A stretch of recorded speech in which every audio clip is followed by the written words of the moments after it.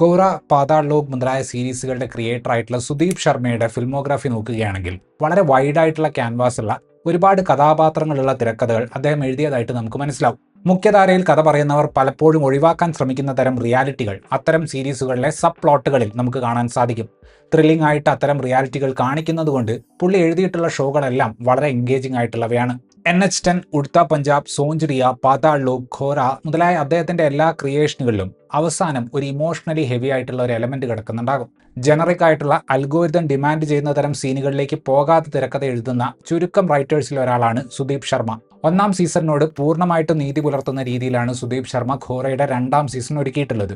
ഒരുപക്ഷെ ഇമോഷണൽ ഇമ്പാക്റ്റിന്റെ ഒരു ലെവൽ നോക്കുകയാണെങ്കിൽ ഈ സീസൺ ഒന്നാമത്തേതിനേക്കാൾ ഒരുപടി മുകളിലാണ്.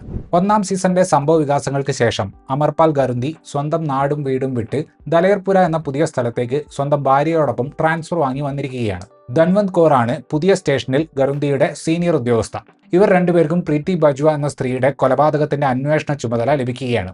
ആ അന്വേഷണത്തിന്റെ ഭാഗമായിട്ട് ഗരുന്തിയും ധൻവന്തും കണ്ടെത്തുന്ന കാര്യങ്ങളാണ് ഖോറയുടെ രണ്ടാം സീസണിൽ നമ്മൾ കാണുന്നത്. നമ്മുടെ സമൂഹം നോർമലൈസ് ചെയ്യുന്ന പല കാര്യങ്ങളും എങ്ങനെയാണ് അങ്ങേയറ്റം ക്രൂരമായിട്ടുള്ള പല കൊലപാതകങ്ങളുടെയും ഫൗണ്ടേഷൻ ആകുന്നത് എന്നത് ഒട്ടുമിക്ക എല്ലാ സുദീപ് ശർമ്മ ക്രിയേഷനുകളിലും നമുക്ക് കാണാൻ സാധിക്കും.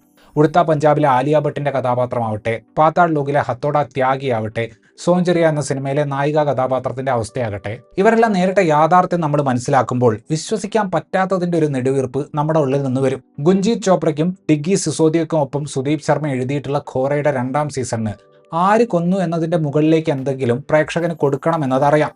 എന്തിന്, എങ്ങനെ മുതലായ ചോദ്യങ്ങളിലേക്ക് അങ്ങനെ തിരക്കഥ കടക്കുമ്പോൾ നമ്മൾ പൊതുവെ ഇഗ്നോർ ചെയ്യുന്ന ഒരു ജനവിഭാഗത്തിന്റെ റിയാലിറ്റിയിലേക്ക് ഈ സീരീസ് പോകുന്നുണ്ട്. തീമാറ്റിക് ആയിട്ട് പല സാധനങ്ങളും ഇവിടെ റിപ്പീറ്റ് ചെയ്യപ്പെടുന്നുണ്ട്. ധൻവന്തിന്റെ മൂവ് ഓൺ സ്റ്റോറിയും ഏട്ടന്റെ ഭാര്യയുമായിട്ടുള്ള ഗരുന്തിയുടെ വിഷയങ്ങളും ഒക്കെ ഇവിടെയും ഉണ്ട്. പക്ഷേ ഇങ്ങനെ ഒരു ട്രാക്ക് വേണമെന്ന ജനറിക് ചിന്തയേക്കാൾ കഥാപാത്രങ്ങളെ കുറച്ചുകൂടെ ഷേപ്പ് ചെയ്യാനാണ് ഇത്തരത്തിലുള്ള പേഴ്സണൽ ട്രാക്കുകൾ സീരീസ് ഉപയോഗിക്കുന്നത്. ശരിയായ ഒരു ക്രിയേറ്റീവ് ഹൈ നമുക്ക് എക്സ്പീരിയൻസ് ചെയ്യാൻ പറ്റുന്നത് ചെറിയ ചെറിയ കഥാപാത്രങ്ങളെ ഈ സീരീസ് സൃഷ്ടിക്കുന്ന സ്ഥലത്താണ്. ഇതിൽ പമ്മ എന്നൊരു കഥാപാത്രമുണ്ട്. സുദീപ് ശർമ്മയുടെ സൃഷ്ടിയായിട്ടുള്ള ഹത്തോഡ ത്യാഗിയുടെ വേറൊരു വേർഷനാണ് പമ്മ എന്ന് വേണമെങ്കിൽ പറയാം. ആർക്കും ഇഷ്ടപ്പെടാൻ പറ്റാത്ത മുതലാളിയുടെ അങ്ങേയറ്റത്തെ കൂറുള്ള ഈ കഥാപാത്രം പക്ഷേ ഒരർത്ഥത്തിൽ സിസ്റ്റത്തിന്റെ അനീതിയുടെ റിസൾട്ടാണ്. ഇതിലെ ഓരോ കഥാപാത്രങ്ങളുടെയും ബാക്ക് സ്റ്റോറി നോക്കുമ്പോൾ ഒരു ഇൻട്രസ്റ്റിംഗ് ആയിട്ടുള്ള ഫാക്ടർ കാണാൻ പറ്റും. ഒരാളുടെ കഥയിലെ വില്ലൻ വേറെ ഒരു ട്രാക്കിലെ വിക്ടിമായിരിക്കും. ഇങ്ങനെ മൊത്തത്തിൽ സംഗതി ഒരു ഗ്രേ സ്പേസിൽ കൊണ്ടുവരുന്നതിൻ്റെ ഒരു ക്രിയേറ്റീവ് ബ്യൂട്ടി എന്താണെന്ന് വെച്ചാൽ ചില സ്ഥലത്തൊക്കെ സീരീസ് ഒരു സ്റ്റാൻഡ് എടുക്കേണ്ട മൊമെന്റുകളിൽ സീനൊന്ന് ഹോൾഡ് ചെയ്യുന്നുണ്ട്. അവിടെയൊക്കെ ഒരർത്ഥത്തിൽ സീരീസ് നമ്മളോടൊരു ചോദ്യം ചോദിക്കുന്നത് പോലത്തെ ഫീലാണ്. അതായത് ഈ സാഹചര്യത്തിൽ നിങ്ങൾ എന്ത് തീരുമാനം എടുക്കും, നിങ്ങൾ ആരുടെ കൂടെ നിൽക്കും എന്നൊക്കെ. ആൻഡ് ആ ചോദ്യത്തിനുള്ള ഉത്തരം പറയുക എന്ന് പറയുന്നത് അത്ര എളുപ്പമല്ല. ഞാൻ കുറച്ചു മുന്നേ പറഞ്ഞ ആരാണ് കുറ്റം ചെയ്തത് എന്നതിൻ്റെ പുറത്തോട്ട് കഥയെ കൊണ്ടുപോകുന്ന സ്ഥലത്താണ് ഈ സീരീസിൻ്റെ എഴുത്തിൻ്റെ ഒരു ബ്രില്യൻസ് നമുക്ക് എക്സ്പീരിയൻസ് ചെയ്യാൻ പറ്റുക. 5ാമത്തെ എപ്പിസോഡൊക്കെ ആകുമ്പോഴേക്കും അതുവരെ മിസ്റ്ററി ആയിരുന്ന ഒരു കഥാപാത്രം ആരാണ്, എന്താണ് എന്നൊക്കെ നമുക്ക് മനസ്സിലാവും. പക്ഷെ കൊലപാതകത്തിന്റെ പിറകിലെ കാരണങ്ങളിലേക്ക് സീരീസ് കടക്കുമ്പോൾ വളരെയധികം ഡിസ്റ്റർബിംഗ് ആകുന്ന റിയാലിറ്റികളിലേക്കാണ് കഥ പോകുന്നത്. വീട് എന്ന് പറയുന്നത് ഒരാളെ ട്രിഗർ ചെയ്യുന്നു. ഒരു മനുഷ്യൻ അടിമയാക്കപ്പെടുന്നതിനെ സ്വാതന്ത്ര്യമായിട്ട് കാണുന്ന ഒരവസ്ഥയുണ്ടാകുന്നു. അതുപോലെ തങ്ങൾക്ക് എന്തിനും അവകാശമുണ്ട് എന്ന് വിശ്വസിക്കുന്ന അപ്പർ ക്ലാസ്സിലെ ആളുകൾ കാലങ്ങളായി ചെയ്തു വരുന്ന തെറ്റിനെ മനസ്സിലാക്കാൻ പോലും പറ്റാത്തവരാകുന്നു. കാണുന്ന പ്രേക്ഷകരുടെ മനസ്സിനെ ഒന്ന് മരവിപ്പിക്കാൻ ശേഷിയുള്ള സംഭവങ്ങളാണ് ഈ സീരീസിന്റെ അവസാന എപ്പിസോഡിൽ ഭൂരിഭാഗം സ്ഥലത്തും നടക്കുന്നത്. ബാക്ക് സ്റ്റോറികളിലേക്ക് ഒരു ലീഡ് തുടക്കത്തിൽ ഇട്ടതിന് ശേഷം ഓരോ എപ്പിസോഡിന്റെയും തുടക്കത്തിൽ ഇങ്ങനെ ഓരോരോ ഫ്ലാഷ് ബാക്ക് ട്രാക്കുകളിലും നടന്നത് കാണിക്കുന്ന ഒരു നെഗറ്റീവ് രീതിയാണ് തിരക്കഥ ഫോളോ ചെയ്യുന്നത്. കഥാപാത്രങ്ങൾ തമ്മിലുള്ള ഇക്വേഷൻ മാറുന്നത് ഫ്രെയിമിങ്ങിലൂടെ കാണിക്കുന്ന ഒരു പരിപാടി ഇതിൽ നമുക്ക് കാണാൻ സാധിക്കും. സീരീസിന്റെ തുടക്കത്തിൽ ഒരു ജനൽ ഫ്രെയിമിന്റെ 2 പൊളികളിലായിട്ട് നമ്മൾ കാണുന്ന ഗരുണ്ടിയും ഭാര്യയും കഥ മുന്നോട്ട് പോകെ വിയോജിക്കുകയും പക്ഷെ പിന്നീട് അടുക്കുകയും ഒക്കെ ചെയ്യുന്നുണ്ട്. ഏറ്റവും ഒടുവിൽ നമ്മൾ അവരെ കാണുമ്പോൾ രണ്ടുപേരും ഒരൊറ്റ ഫ്രെയിമിന്റെ ഉള്ളിലാണ്. ആദ്യ സീസണിലെ തന്റെ കഥാപാത്രമായ അമർപാൽ ഗരുന്തിയായിട്ട് ബരുൺ സോപ്തി ഈ സീസണിലുണ്ട്. സ്ത്രീകളെ ചോദ്യം ചെയ്യാൻ പോകുമ്പോൾ കൂടെ ഒരു വനിതാ കോൺസ്റ്റബിളിനെ കൂട്ടണമെന്നതടക്കമുള്ള കാര്യങ്ങൾ ശ്രദ്ധിക്കാത്ത, പ്രൊസീജിയറുകൾ മനസ്സിലാക്കിക്കൊണ്ടിരിക്കുന്ന ഒരു പോലീസ് ഓഫീസറായിട്ടാണ് ഈ ക്യാരക്ടർ ഇത്തവണയും ഉള്ളത്. ഇമോഷണൽ ആയിട്ട് വരുന്ന സീനുകളിൽ പ്രകടനം നല്ലതാണെങ്കിലും എനിക്ക് വ്യക്തിപരമായിട്ട് ഇൻട്രസ്റ്റിംഗ് ആയിട്ട് തോന്നിയത് കേസ് അന്വേഷണം നടക്കുമ്പോൾ സംഭവിക്കുന്ന ഹ്യൂമറസ് ആയിട്ടുള്ള ചില സാഹചര്യങ്ങളിലെ ഈ ക്യാരക്ടറിന്റെ റിയാക്ഷൻസ് ബരുൺ അവതരിപ്പിച്ചതാണ്.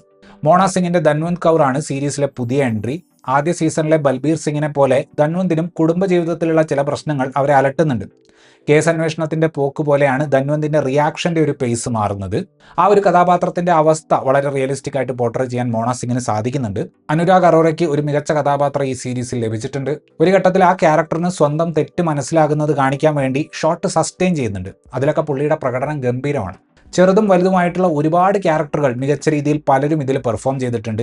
എടുത്തു പറയേണ്ടതായിട്ട് തോന്നിയിട്ടുള്ള 2 പ്രകടനങ്ങൾ വന്നിട്ടുള്ളത് അരുൺ കുമാർ എന്ന ക്യാരക്ടറിനെ അവതരിപ്പിച്ച പ്രേരാഗ് മെഹ്തയും മറ്റൊരു പ്രധാന കഥാപാത്രത്തെ അവതരിപ്പിച്ച സത്യകം ആനന്ദുമാണ്. കുറഞ്ഞ സ്ക്രീൻ ടൈമിൽ മിതമായ ഡയലോഗുകൾ മാത്രം ഉപയോഗിച്ച് സീരീസ് തീർന്നാലും നമ്മുടെ മനസ്സിൽ നിന്ന് പോകാത്തൊരു ഇമ്പാക്റ്റ് ഉണ്ടാക്കാൻ ഇവർ രണ്ടുപേർക്കും സാധിക്കുന്നുണ്ട്. ഒന്നാമത്തെ സീസണിന്റെ ഇമോഷണൽ ബീറ്റുകൾ തുടർന്നുകൊണ്ട് അതിനേക്കാൾ നുവാൻസുകളും വലിപ്പവുമുള്ള ഒരു കഥ പറയാൻ ഖോറയുടെ 2ാം സീസണിന് സാധിച്ചിട്ടുണ്ട്. കാണുന്ന പ്രേക്ഷകനിൽ ഒരു ഇമ്പാക്റ്റ് ഉണ്ടാക്കുന്ന കഥാപാത്രങ്ങളുടെ എണ്ണം നോക്കുകയാണെങ്കിൽ ഏറെക്കുറെ പാതാൾ ലോകിന്റെ 1ാം സീസണിന് സമാനമായ ഒരു ക്വാളിറ്റി ഈ സീസണിനുണ്ട്. പ്രണയവും പണവും മനുഷ്യനെ കറപ്റ്റ് ആക്കുന്നതിന്റെ പല വേർഷനുകൾ കാണിക്കുന്ന സബ്പ്ലോട്ടുകളുള്ള ഈ ഒരു സീരീസ് ഹ്യൂമൻ ഡ്രാമയുടെയും ഇൻവെസ്റ്റിഗേറ്റീവ് ത്രില്ലറിന്റെയും ഒരു ഗംഭീര ബ്ലെൻഡാണ്. ഇത്രയുമായിരുന്നു ഈ സീരീസിനെ കുറിച്ചിട്ടുള്ള എൻ്റെ റിവ്യൂ. വീഡിയോ ഇഷ്ടപ്പെട്ടാൽ ലൈക്ക് ചെയ്യുമെന്നും കൂടുതൽ വീഡിയോകൾക്ക് വേണ്ടി ഈ ചാനൽ സബ്സ്ക്രൈബ് ചെയ്യുമെന്നും പ്രതീക്ഷിക്കുന്നു. താങ്ക്